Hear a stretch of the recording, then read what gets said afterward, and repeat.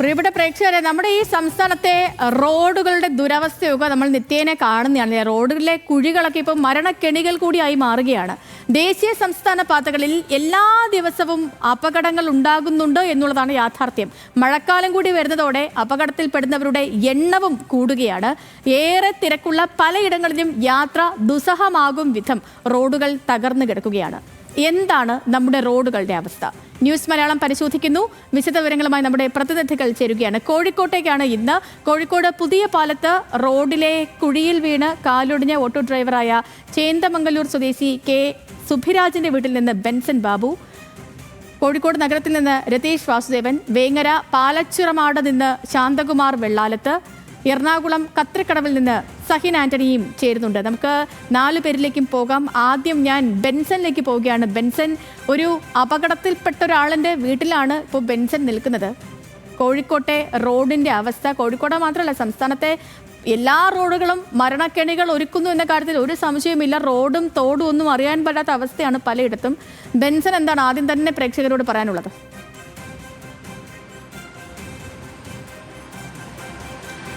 Sethulakshmi, good morning. Sethulakshmi സൂചിപ്പിച്ചതുപോലെ തന്നെ റോഡുകളുടെ അവസ്ഥ അത്രത്തോളം ശോചനീയമാണ് എന്ന് തന്നെ പറയാം. കാരണം ഞാൻ എല്ലാ ദിവസവും ഏകദേശം 1.5 മണിക്കൂർ വൺ സൈഡ് വീട്ടിൽ നിന്നും എനിക്ക് ഓഫീസിലേക്ക് ഏകദേശം 1.5 മണിക്കൂർ യാത്ര ചെയ്ത് വേണം വരാൻ. ബൈക്കിലാണ് വരുന്നത്. ഈ വരുന്ന യാത്രക്കിടയിൽ തന്നെ നമ്മൾ സ്ഥിരം പോകുന്ന വഴികളാണ്. പക്ഷേ പലപ്പോഴും ഈ മഴക്കാലമായി കഴിഞ്ഞു കഴിഞ്ഞാൽ നമുക്ക് പോലും മനസ്സിലാവില്ല. സ്ഥിരം പോകുന്ന വഴിയാണെങ്കിലും നമുക്ക് മനസ്സിലാവില്ല. അവിടെ കുഴി ഉണ്ടാകും, വെള്ളം നിറഞ്ഞു കിടക്കുമായിരിക്കും. പെട്ടെന്ന് നമ്മൾ ആ കുഴിയിലേക്ക് പോകും. പലപ്പോഴും അപകടത്തിൽ നിന്നും തലനാരിഴക്കാണ് നമ്മൾ രക്ഷപ്പെടുന്നത്. എന്നോടൊപ്പം ഉള്ളത് ചേന്ദമംഗലൂർ സ്വദേശിയായിട്ടുള്ള സുബിരാജ് എന്ന് പറയുന്ന ഓട്ടോ ഡ്രൈവറാണ്. അദ്ദേഹത്തിന് കഴിഞ്ഞ മാസം ജൂലൈ 26-ാം തീയതിയാണ് പുതിയ പാലത്ത് വെച്ച് അദ്ദേഹം ഓട്ടോ ഓടിക്കുമ്പോൾ, ഇതുപോലെ തന്നെ സ്ഥിരമായി ഓട്ടോ ഓടിക്കുന്ന വഴിയാണ്. അവിടെ ഇവർ ഓട്ടോ ഡ്രൈവർമാരെന്ന് പറഞ്ഞാൽ നമുക്കറിയാം, സ്ഥിരം എല്ലാ വഴികളും ഓരോ ഇടങ്ങളും എങ്ങനെയാണെന്ന് അവർക്ക് അറിയാവുന്നതായിരിക്കും.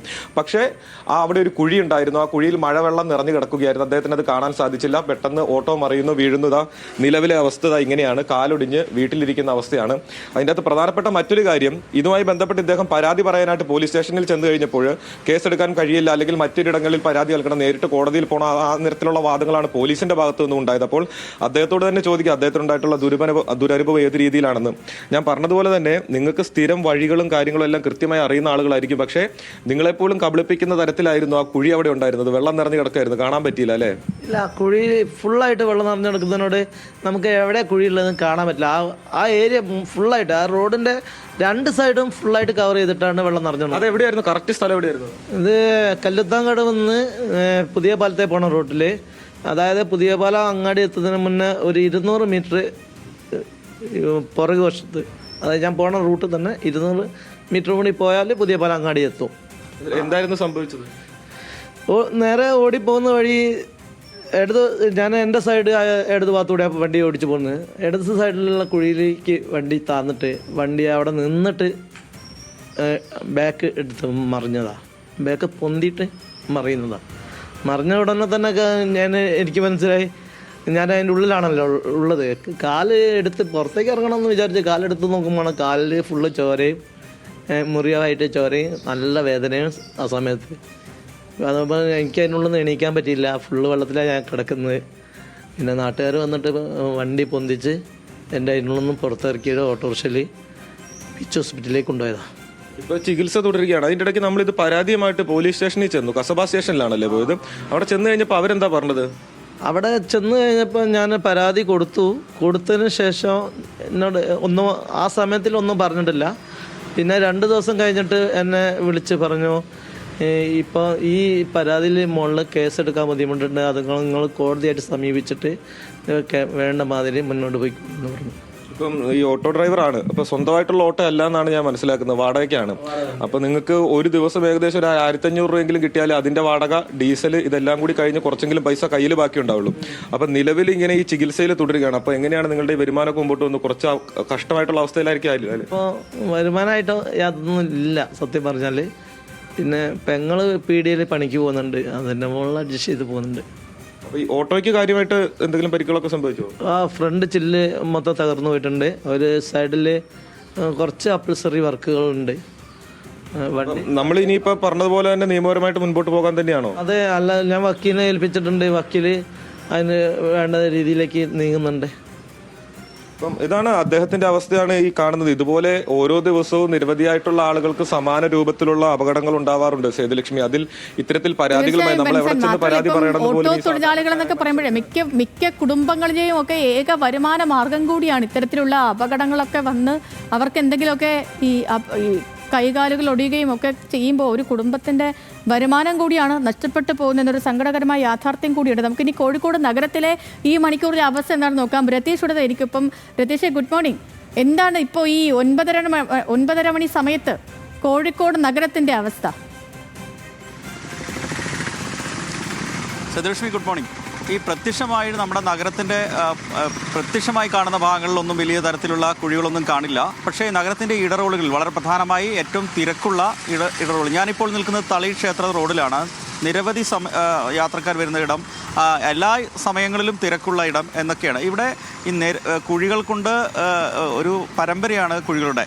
അപ്പോൾ ഇത് ഇപ്പോൾ കാണുമ്പോൾ മഴ ഒഴിഞ്ഞ സമയമായതുകൊണ്ട് പക്ഷേ അതൊരു വലിയ തരത്തിലുള്ള അപകടമോ അല്ലെങ്കിൽ ഉണ്ടാക്കുമെന്ന് തോന്നുന്നില്ല. പക്ഷേ മഴ വന്നു കഴിഞ്ഞാൽ ഇത് കുഴികൾ മുഴുവൻ വെള്ളം നിറഞ്ഞു നിൽക്കും. ഈ ആളുകൾക്ക് നേരത്തെ മുക്കം സ്വദേശിയായ ഓട്ടോ ഡ്രൈവർക്ക് ഉണ്ടായ പോലെ അനുഭവങ്ങൾ സ്കൂട്ടർ യാത്രക്കാർക്കുള്ളൂടെ ദിനം പ്രതി സംഭവിക്കുന്നതാണ്. പക്ഷേ അതൊന്നും അങ്ങനെ ശ്രദ്ധയിൽ വരുന്നില്ല, അതൊരു വാർത്തയാവുന്നില്ല എന്നുകൊണ്ട് മാത്രമാണ് ഈ പ്രശ്നങ്ങളൊന്നും പുറത്തു വരാത്തത്. എന്തായാലും നഗരത്തിലെ പലയിടങ്ങളിലും ഇത്തരമുണ്ട്. മഴക്കാലത്തിന് മുമ്പ് തന്നെ ഇത്തരം കുഴികൾ കൃത്യമായി മെയിൻറ്റെയിൻ ചെയ്താൽ അല്ലെങ്കിൽ ഓടകൾ വൃത്തിയാക്കിയാലൊക്കെ ഇത് ഒരു പരിധിവരെ പരിഹരിക്കാൻ കഴിയും. മാത്രവുമല്ല ഇതിൻ്റെ തുടർച്ചയായ മോണിറ്ററിങ് ആവശ്യമാണ്. ഈ നാട്ടുകാർ വലിയ പ്രയാസത്തിലാണ്.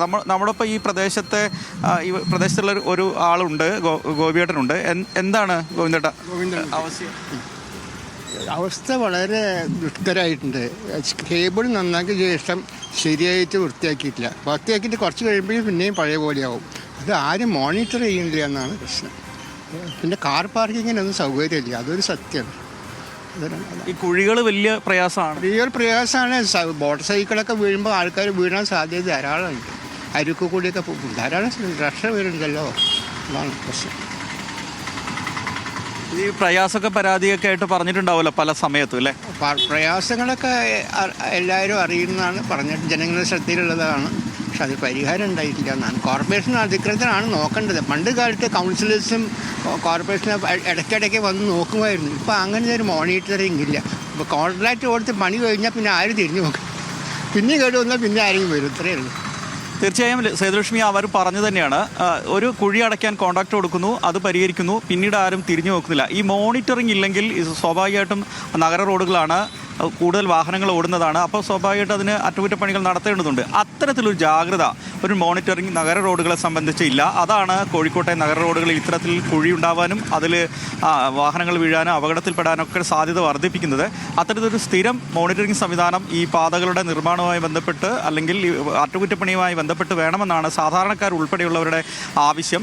എന്തായാലും ഇതൊരു പതിവ് പരിപാടി പോലെ റോഡ് കുഴിയാവുന്നു, ആരെങ്കിലും കരാറുകാർ വന്നത് നികത്തുന്നു, പോകുന്നു, വീണ്ടും അപകടം ഉണ്ടാകുമ്പോൾ മാത്രമാണ് ഇത്തരത്തിൽ അവിടുത്തെ ആ പോസ്റ്ററും ഒക്കെ നമുക്ക് കാണാം. ആൾക്കാരിലേക്ക് എത്തിക്കാൻ വേണ്ടി അവിടെ പോസ്റ്റർ, മറ്റേ കൃഷ്ണവിലാസം ഭഗീരഥൻ പിള്ള പറയുന്ന പോലെ വലിയ കുഴി 1, ചെറിയ കുഴി 2 എന്നുള്ള പോസ്റ്ററും ഒക്കെ നമുക്ക് ആ ദൃശ്യങ്ങളിൽ കാണാമായിരുന്നു. ഇനി നമുക്ക് വേങ്ങര പാലച്ചിറമാട് നിന്ന് ശാന്തകുമാർ വെള്ളാലത്ത് കൂടിയുണ്ട് നമുക്കൊപ്പം. Shanthakumar, good morning. കഴിഞ്ഞ ദിവസം കൂടി ഒരു അപകടം നടന്ന സ്ഥലമാണ്. ഈ ദിവസം രാവിലെ എന്താണ് അവിടുത്തെ കാഴ്ച? സേതു, അത് തന്നെയാണ്. ഇന്നലെയാണ് ഒരു ഓട്ടോറിക്ഷ കുഴിയിൽ വീഴുന്നു. ആ ഓട്ടോറിക്ഷ എന്നിട്ട് നിയന്ത്രണം തെറ്റി ഒരു കാറിലിടിച്ച് മറിഞ്ഞു. ആ ഓട്ടോ ഡ്രൈവർക്ക് ഉൾപ്പെടെ പരിക്ക് പറ്റി. ഞാൻ ആ ഓട്ടോൻ്റെ അടുത്ത് തന്നെയാണ് നിൽക്കുന്നത്. ഇതാണ് ആ ഓട്ടോറിക്ഷ. ആ ഓട്ടോറിക്ഷ തൊട്ടപ്പുറത്തെ ആ കാറും നിൽപ്പുണ്ട്. ഇത് ഒരു സംസ്ഥാന പാതയാണ്, അതായത് നാടുകാണി പരപ്പനങ്ങാടിക്ക് പോകുന്ന സംസ്ഥാന പാതയാണ്. ഈ പാതയിലെ ആണ് ഈ കുഴിയിൽപ്പെട്ടാണ് അപകടം സംഭവിച്ചത്. ഇത് പലതവണ ഈ നാട്ടുകാർ പരാതിപ്പെട്ടു, ഈ റോഡിൽ മാറി കുഴികളുണ്ട് എന്നുള്ളത് കൃത്യമായി അവർ പരാതിപ്പെടുന്നുണ്ട്. പക്ഷേ അതിന് ഒരു കൃത്യമായ ഒരു നടപടിയും ഉണ്ടായിട്ടില്ല എന്ന് തന്നെയാണ് പറയുന്നത്. ഇപ്പോഴിതാ റോഡിൻ്റെ ഈ അറ്റകുറ്റപ്പണികൾ ഇപ്പോൾ നടക്കുകയാണ്. അതായത് ഇന്നലെ ഒരു അപകടം സംഭവിച്ചതോട് കൂടിയിട്ട് ഈ PWD, അതൊരു സംസ്ഥാന പാത ആയതുകൊണ്ട് തന്നെ അവർ വേഗത്തിൽ അതിൻ്റെ അറ്റകുറ്റപ്പണികൾ തുടരുന്നു എന്ന് വേണം പറയാൻ. കാരണം റോഡിൽ നിറയെ കുഴികൾ എന്നുള്ളതല്ല, പക്ഷേ ഇടയ്ക്കിടയ്ക്കുള്ള കുഴികളാണ് അപകടം സംഭവിക്കുന്നത്. കാരണം റോഡിൽ കുഴികൾ ഉണ്ട് എന്ന് കരുതി എല്ലാ വാഹനങ്ങളും ഓടിച്ചു വരുന്നത്. പക്ഷേ പെട്ടെന്ന് ഒരു കുഴിയിൽ വരുന്നു, ആ കുഴിയിൽ വീഴുന്നു. അങ്ങനെയാണ് ഈ അപകടങ്ങളെല്ലാം സംഭവിക്കുന്നത്. നമ്മോടൊപ്പം ഈ നാട്ടിലെ ഈ പ്രദേശത്തുകാരൻ തന്നെ നമ്മോടൊപ്പം ഉണ്ട്. ഷഫീഖ് തന്നെ പറയും എന്താണ് ഇവിടുത്തെ ഒരു അവസ്ഥ എങ്ങനെയാണ്? ഇവിടുത്തെ അവസ്ഥ മലപ്പുറത്തുനിന്ന് റോഡ് കയറി കഴിഞ്ഞാൽ കൂരിയാട് വരെ കുഴികളാണ്. ഒന്ന് കട്ട് ചെയ്ത് മറ്റേക്ക് ചാടിയാൽ മറ്റേ കുയിൽ ചാടും, ഈ കുയിൽ നിന്ന് കട്ട് ചെയ്ത് അതേപോലെ തന്നെ ഈ ഓട്ടോറിക്ഷ അവിടെ നിന്ന് തന്നെ കട്ട് ചെയ്ത് ആ കുയിൽ ചാടാതെക്കാൻ വേണ്ടി റോങ് സൈഡ് കൂടെ വരുന്നത് തന്നെ. അവിടെ ഒരു കുഴി ഉണ്ടായിരുന്നു. ഇപ്പോൾ ഇന്നലെ ഇതിന് ശേഷം ഇപ്പോൾ അടിയന്തരമായിട്ട് അവിടെ ആ കുഴി അടക്കൽ തുടങ്ങി. ഇതിന് മുന്നേ തന്നെ ചെയ്തിട്ടുണ്ടെങ്കിൽ ഈ അപകടം ഇവിടുന്ന് ഒഴിവാക്കാമായിരുന്നു. ഈ റോഡിന്റെ ഒരു മുഴുവൻ ടാറിങ് ഒരു പൂർണ്ണതോതിൽ ഗതാഗതയോഗ്യമായിട്ട് കുറേ കാലമായോ? കുറേ കാലമായി. 10 കൊല്ലത്തിൽ 10-12 വർഷം പോലെ ഈ ധാരണ ചെയ്തിട്ട് ഈ റോഡ് മെയിൻ്റെനൻസ് ചെയ്തിട്ട് ഇത് കുയ്യ അടക്കുക എന്ന് പറഞ്ഞാൽ കുറച്ച് മെറ്റൽ പൊടി ഇട്ടുകാണ്ട് ഒരു ദാറ് പോലും ഉപയോഗിക്കാതെ ഇത്രയും ഒരാഴ്ച കൂടുമ്പോൾ അവർ അടച്ചടച്ചിങ്ങനെ പോകും. അപ്പോൾ ഇതിന് ശേഷം ദാറ് ഉപയോഗിച്ച് ഇന്നിപ്പോൾ അവിടെ അടക്കൽ തുടങ്ങിയോ, അതും പൂർണ്ണതല്ല. അതും കുയ്യ അടക്കുന്നത് കുറച്ച് അടക്കുക, കുറച്ച് ഒഴിവാക്കുക, അങ്ങനത്തെ കുളത്തിലാണ് അടക്കുക. നിങ്ങൾക്ക് തന്നെ കാണാൻ പറ്റും അവിടെ. ഇതിന് ശേഷമാണ് ഇപ്പോൾ അവർ അയക്കനെ ഇറങ്ങിയത്. ഈ റോഡ് സ്ഥിരമായിട്ട് ഇങ്ങനെ അപകടം തന്നെയാണ്? എന്നും അപകടമാണ്. ഈ കുയ്യുള്ളതുകൊണ്ടാണ് ഇങ്ങനെ അപകടമുണ്ട്. അല്ലാതെ പ്രശ്നങ്ങളില്ല. എന്നും റോഡിൽ കുയ്യാണ്. കുയ്യ അടച്ചു കഴിഞ്ഞാൽ അതിൻ്റെ അപ്പുറത്ത് വീണ്ടും കുയ്യാകാണ് ഒരാഴ്ച കൊണ്ട് ഈ മഴ ആയിട്ട്. അപ്പോൾ പിന്നെ ഈ ടോറസ് വണ്ടികളാണ്. ഈ ടോറസ് വണ്ടി ഈ കുയ്യ അടച്ചതിന് മേൽക്കൂടെ ടോറസ് വണ്ടി 2 വട്ടം പോയാൽ തന്നെ ഈ കുയ്യ വീണ്ടും പഴയമാതിരി തന്നെ ആയി. ഈ കുയ്യ പെട്ടെന്ന് കാണൂല. അതിലാണ് ബൈക്കേറാണ് ഏറ്റവും കൂടുതൽ അപകടം ഉണ്ടാകുന്നത്. എന്താണ് ഈ PWD ഒക്കെ പറയുന്നത്? PWD ഫണ്ട് പാസ്സാകട്ടെ, ഇപ്പോൾ ഇതാവട്ടെ. എത്ര വട്ടമോ പരാതികൾ ജനങ്ങൾ കൊടുത്തിട്ടുണ്ട് ഇവിടുത്തെ. എത്ര വട്ടം കൊടുത്തു പറയും, എന്നിട്ട് ഒരു റിസൾട്ട് ഇതിന് കാണുന്നില്ല. അതാണ് ശാന്തകുമാർ, പരാതികൾ പലവട്ടം പോകുന്നു, പക്ഷേ ഒന്നും പരിഹരിക്കപ്പെടുന്നില്ല, അധികാരികൾ എത്തുന്നില്ല എന്നുള്ളതാണ് നാട്ടുകാർക്കും പറയാനുള്ളത്. കോഴിക്കോട്ടെ റോഡുകളുടെ ദുരവസ്ഥയും കാഴ്ചകളും ഒക്കെയാണ് നമ്മൾ കണ്ടത്. ഇപ്പോൾ പ്രത്യേകിച്ച് ശാന്തകുമാർ പറഞ്ഞ സ്ഥലം ഇന്നലത്തെ നടന്ന അപകടത്തിന്റെ ദൃശ്യങ്ങളാണ്. ഓട്ടോ ഒരു കുഴിയിൽ വീഴുന്നു, പിന്നീട് ടയർ പൊട്ടി നിയന്ത്രണം വിട്ട് മറ്റൊരു കാറിലേക്ക് അത് ഇടിച്ചു കയറുകയായിരുന്നു. ആ ദൃശ്യങ്ങളാണ് നമ്മൾ കാണുന്നതും. ആ സ്ഥലത്ത് നിന്നാണ് ഇപ്പോൾ ശാന്തകുമാർ വെള്ളാലത്ത് സംസാരിച്ചത്. നമുക്ക് എറണാകുളത്തേക്ക് കൂടി പോകാം. കത്രിക്കടവിൽ നിന്ന് നമ്മുടെ സഹിൻ ആന്റണി ഉണ്ട്. സഹിൻ, കോഴിക്കോട്ടെ റോഡുകളുടെ ദുരവസ്ഥയൊക്കെ സഹിനും കണ്ടിട്ടുണ്ടെന്ന് ഞാൻ മനസ്സിലാക്കുന്നു. കൊച്ചിയിലെ നമ്മൾ ഇതിന് മുൻപ് ഒരു ദിവസം വളരെ ഡീറ്റെയിൽഡ് ആയിട്ട് തന്നെ കൊച്ചിയിലെ റോഡിന്റെ ദുരവസ്ഥ നമ്മുടെ പ്രിയപ്പെട്ട പ്രേക്ഷകരിലേക്ക് എത്തിച്ചതാണ്. ഇന്നിപ്പോൾ രാവിലെ കത്രിക്കടവിൽ നിന്നുള്ള കാഴ്ചകൾ എന്തൊക്കെയാണ്? സേതു, അത് തന്നെയാണ്. സംസ്ഥാനത്ത് ആകമാനം കുഴികൾ കൊണ്ട് ആളുകൾക്ക് വാഹനങ്ങൾ നിരത്തിലേക്ക് ഇറക്കാനും കഴിയാത്ത രീതിയാണുള്ളത് എന്നുള്ളതാണ് മനസ്സിലാക്കാൻ കഴിയുന്നത്. നമ്മൾ കത്രിക്കടവിൽ കാണുന്ന പോലെ നേരത്തെ കോഴിക്കോട് എഴുതി വെച്ചതുപോലെ വലിയ കുഴി 1, ചെറിയ കുഴി 2. അതായത് ആളുകൾക്ക് മനസ്സിലായി ഇത് ആരും നന്നാക്കാനൊന്നും പോകുന്നില്ല. പറഞ്ഞവർക്ക് മടുക്കുന്നതല്ലാതെ ഇത് നന്നാക്കാൻ ആരും വരില്ല എന്നുള്ളത് കൃത്യമായിട്ട് അവർക്ക് മനസ്സിലായതുകൊണ്ട് തന്നെയാണ് ഇത്തരത്തിൽ പരിഹസിക്കുന്ന രീതിയിലുള്ള പോസ്റ്ററുകൾ വരെ ആളുകൾ എഴുതി വയ്ക്കേണ്ടി വരുന്നത്. ഇതാ കാണാം, ആ കുഴി, അവിടെ ഉണ്ടായിരുന്ന ആ കുഴി കൊണ്ട് സംഭവിച്ചിരിക്കുന്ന കാര്യം. ഇതാ ഇവിടെ തൊട്ടടുത്തൊക്കെ ഈ കമ്പികളൊക്കെ വളഞ്ഞിരിക്കുന്നു. ഇത് വെറുതെ വളഞ്ഞതല്ല. ഈ കമ്പികളൊന്നും വെറുതെ വളഞ്ഞതല്ല. കൃത്യമായ ആ കുഴിയിൽ ചാടി വാഹനങ്ങൾ വന്ന് ഇടിച്ച് വളഞ്ഞിട്ടുള്ള കമ്പികളാണ്. ഇത് കത്രിക്കടവിലാണ് ഈ നമ്മൾ നിൽക്കുന്നത്. ഇതാ ഇന്നലെ കഴിഞ്ഞ ദിവസം, അതായത് ഇന്നലെ മിനിഞ്ഞാവുന്ന രാത്രി ഒരു ബൈക്കുകാരൻ വന്നിട്ട് ഇവിടെ ആ കുഴിയിൽ ചാടി. ആ ബൈക്കിൻ്റെ ഒരു അവസ്ഥയാണിത്. ഷോക്ക് അബ്സോർവർ തന്നെ, ഫ്രണ്ട് വീല് തന്നെ അവിടുന്ന് ആ വണ്ടിയിൽ നിന്ന് വിട്ടുപോയി. ആ ചെറുപ്പക്കാരൻ്റെ കാല് ഒടിഞ്ഞിട്ടുണ്ട്. അയാൾ ആശുപത്രിയിലാണ്. ഇതാണ് ഒരു ബൈക്കിൻ്റെ ഒരു അവസ്ഥ എന്ന് പറയുന്നത്. കുഴിയിൽ വീണ ബൈക്കാണ് ആ കാണുന്നത്. അത് ഈ കാണുന്നത് പോലെ തന്നെ ഷോക്ക് അബ്സറൊക്കെ ഊരിപ്പോകുന്നു ഇവിടുന്ന്. ഇതാ ബൈക്ക് പൂർണ്ണമായിട്ട് ഫ്രണ്ട് വീല് ഊരിപ്പോകുന്നൊരവസ്ഥ ഉണ്ടായി. ഇതിലെ ചെറുപ്പക്കാരന് മറ്റപകടങ്ങൾ സംഭവിക്കുക, അയാളുടെ കാല് ഒടിഞ്ഞു എന്നുള്ളതാണ്. വലിയ ദുരന്തങ്ങളിലേക്ക് പോകാതിരുന്നു എന്നുള്ളത് തന്നെ വലിയ ആശ്വാസകരമാണ്. ഈ കുഴിയിൽ വീണതുകൊണ്ടാണ് സംഭവിച്ചത്. ഇതേപോലെ 8 പേരാണ് കഴിഞ്ഞ ഒരു മാസത്തിനിടെ കൊച്ചി നഗരത്തിൽ മാത്രം അപകടത്തിൽപ്പെട്ടത്. അത് കുഴിയിൽ വീണാണ് ഇവരുടെ എല്ലാവരുടെയും കൈയും കാലും അല്ലെങ്കിൽ ശരീരത്തിൻ്റെ ഏതെങ്കിലും ഒരു ഭാഗങ്ങൾക്ക് അപകടം സംഭവിച്ചിരിക്കുന്നത്, അല്ലെങ്കിൽ മുറിവ് സംഭവിച്ചിരിക്കുന്നത്. എന്തായാലും ഇത് തുടർന്നുകൊണ്ടേയിരിക്കും. നേരത്തെ ശാന്തകുമാറും ഒപ്പം തന്നെ ബെൻസനൊക്കെ പറഞ്ഞതുപോലെ ആളുകൾ ഇങ്ങനെ കുഴിയിൽ വീഴാൻ വിധിക്കപ്പെട്ടവരായി മാറിയിരിക്കുന്ന ഒരു സ്ഥിതിയാണ് നമുക്ക് എന്തെങ്കിലും ഒരു മാറ്റം സംഭവിക്കുമോ എന്നുള്ളത് നോക്കാം. ഒരു മാറ്റം സംഭവിക്കണം എന്ന് നമുക്ക് പ്രത്യാശിക്കാം. അപ്പോൾ കോഴിക്കോട്ടെ റോഡുകളുടെ ദുരവസ്ഥ പ്രേക്ഷകരിലേക്ക് എത്തുകയായിരുന്നു ബെൻസനും ശാന്തകുമാർ വെള്ളാലത്തും രതീഷ് വാസുവിനൊപ്പം കൊച്ചി കത്രിക്കടവിൽ നിന്നുള്ള കാഴ്ചകളാണ് സഹിൻ ആന്റണി പ്രേക്ഷകരിലേക്ക് എത്തിച്ചത്.